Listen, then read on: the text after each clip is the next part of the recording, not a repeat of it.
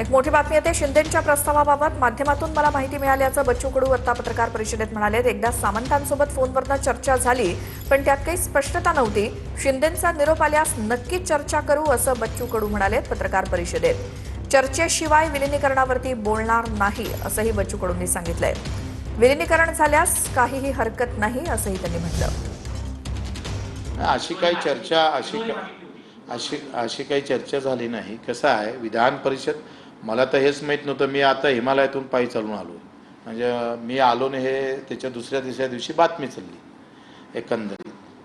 आणि बातमी चालल्यानंतर मग थोडी एक चर्चा फोनवर आमची सामंत साहेबांसोबत झाली, त्याच्या व्यतिरिक्त काही झालं नाही। आम्ही आमदारकीसाठी जाणार का? तर बिलकुल नाही।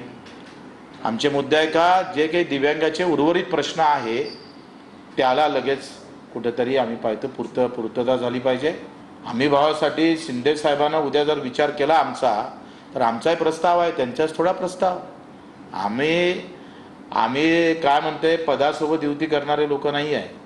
पदासाठी किंवा निवडणुकीसाठी युती करणारा बच्चू कडू नाही आहे। ते इतर पक्ष करतात युती, म्हणजे निवडणुका आल्या का यांच्या युत्या होतात। बच्चू कडूची जे काही युती आहे ती मुद्द्यासोबत असेल, मुद्दा असेल तरच मग आम्ही समोर पावलं टाकू।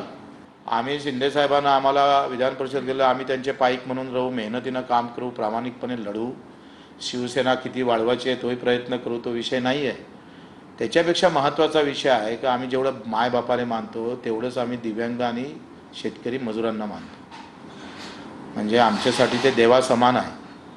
आणि म्हणून त्यांच्यासाठी जर मोठा संघटन त्या मुद्द्याच्या सोबत उभं राहत असेल पक्ष, तर मग आपण सगळी चर्चेतूनच होईल ना। आता चर्चेचा निरोप येते का नाही येत तो प्रश्न महत्त्वाचा आहे।